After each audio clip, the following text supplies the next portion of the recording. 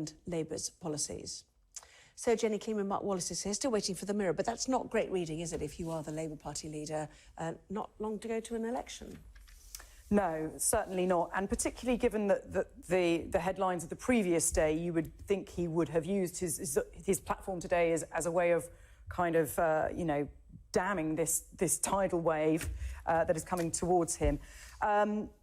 He did refuse to apologise. It reminded me a little bit of the Prince Andrew interview where Prince Andrew was given so many opportunities to say what needed to be said to kind of move on, which was to express sympathy for Epstein's victims. He could have said, why not say, I am incredibly sorry that Jewish people have been attacked by Labour Party members. I'm really sorry that we were too slow to act, which has now meant that people have lost faith in us. But he didn't, and he refused to apologise several times. For the record, I want to say that I don't necessarily agree with the Chief Rabbi's intervention. I don't think it was necessary for him to intervene. I think the Jewish Chronicle already had that very powerful front page and made that really big editorial. I think it is incredibly political that this has happened now. It doesn't necessarily... I regret the fact that the Chief Rabbi made this intervention, because I think people know that Jewish people, a lot of Jewish people, feel very concerned about the Labour Party. But nonetheless, he had an opportunity to put these allegations to rest, and he didn't take it. And mainly it's because he refuses to talk about the specifics of anti-Semitism. Every time there's any question thrown to him about anti-Semitism, he always says, I abhor racism in all forms. But there are specific allegations that have been made about the Labour Party, and anti-Semitism is a specific thing. It's a specific form of racism against a community that isn't necessarily so visibly different, where there is a lot of sort of conspiracy theories behind what fuels anti-Semitism, which means that these allegations can be easy to refute in a certain way. So by refusing to talk about the specifics and refusing to apologise, he has just allowed this sore to fester even more. And not surprising, papers like the Daily Telegraph pick up on this. It's yes. an easy hit for them, isn't it? Yes. Corbyn refuses to apologise to Jews. The Labour Party has suggested tonight and insisted that he has apologised on a number of occasions. I have not heard that. And why do you need to do it, in the form of a half-hour TV interview, for example, and if he's done it previously? The difficulty for the Labour Party is they're now saying, oh, well, he didn't need to apologise because he's apologised before. If he's so comfortable apologising, why would he repeatedly refuse to apologise? But it's an easy hit for an interviewer to just keep asking that same question once you've seen he doesn't answer it, so then it becomes 4 times or however many times. I mean, I defer to you, you're the expert interviewer here, but I think the question did need asking, and the fact is he wouldn't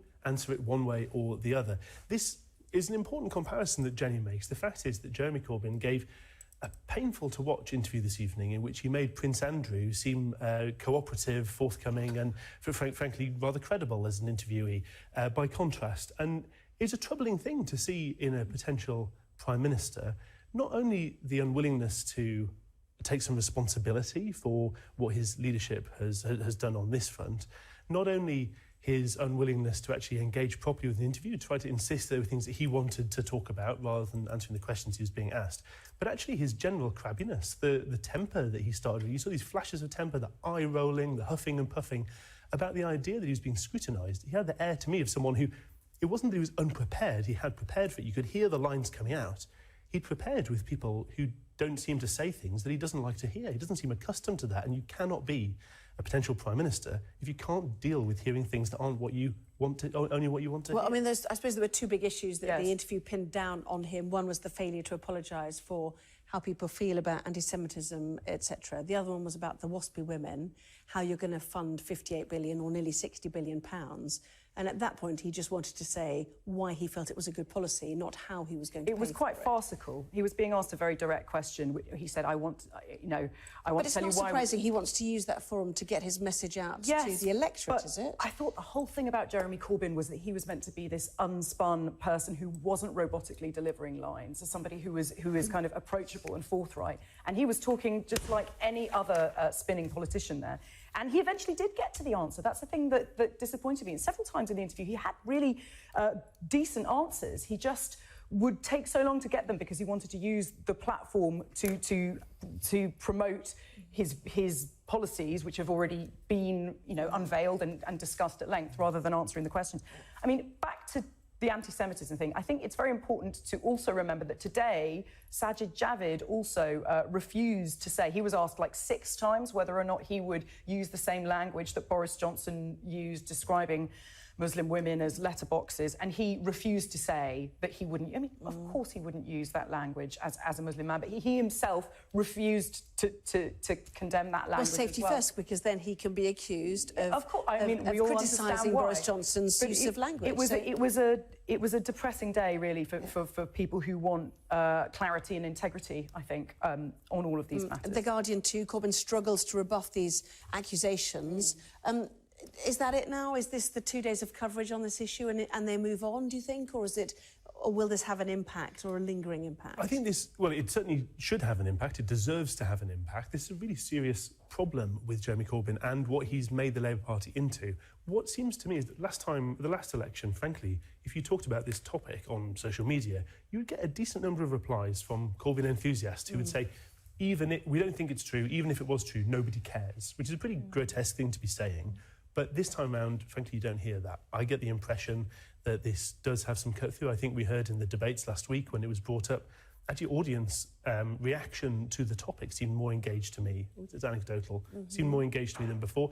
I think, frankly, there has been a bit of difficulty because anti-Semitism is used as a distinct word, aside from what it is, which is racism. Sometimes people have taken a while to actually learn what it means and find out more about it. Well, he said they've got education packs now. This has been a particularly grim education about what anti-Semitism is and the fact it's still out there. And I think that this is going to run and run because what this issue exposes, whether or not Jeremy Corbyn himself is anti-Semitic, has sympathies with anti-Semitic people, or has just handled this very badly. What anti-Semitism exposes is a kind of a problem, a schism in his thinking, which is Jeremy Corbyn supports the underdog, which is why he always says, I support, people of all races, all minorities should feel safe here. But the problem is that he doesn't see Jewish people as the underdog. And this is the thing that Jewish people face, that whilst we are a minority, we are not as disenfranchised as other minorities. So he doesn't really know how to deal with us or where to put us. Well, I mean, there's 2 different things. It's the rich Jew, isn't it, and the poor Palestinian people, really, is, and so he's unapologetic about his support for Palestinian people, which, many on the left and feel very strongly about, to be fair. Well, people do feel strongly about it. And Jewish people, quite often secular Jewish people, feel really strongly about it as well. Just because you're a particular ethnicity, it doesn't mean you're going to have a particular political... I didn't mean to suggest that. I'm not saying you are, but I think a lot of people do assume that, which I always find extremely strange, when people assume that I might have a particular kind of political persuasion because of the way I look. But unfortunately, one aspect of the British left's attitude to this topic is to, firstly, they try to bundle things together unduly. You see Jewish people in Britain treated as if they're responsible for things that happen in the Middle East when they're not.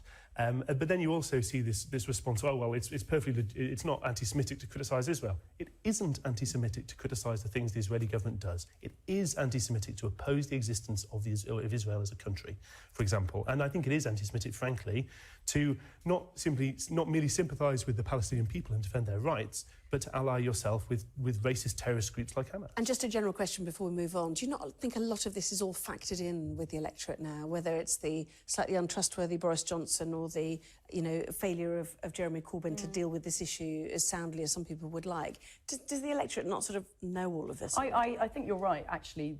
I don't think this is going to change any swinging voters who would pick up these newspapers and say, oh, my goodness, he's not refused to apologise after the Chief Rabbi said. This is just the latest iteration in something that, frankly, we've been talking about for years here.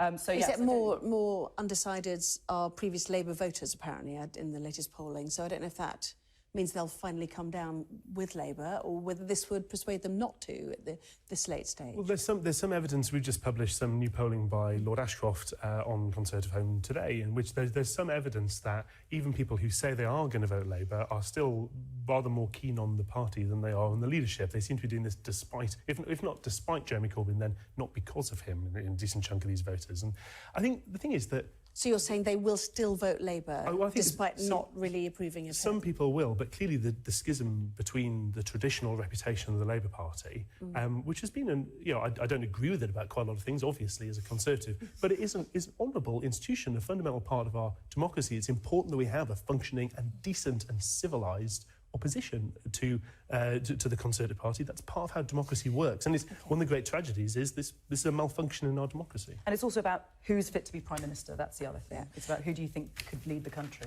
Now, let's talk about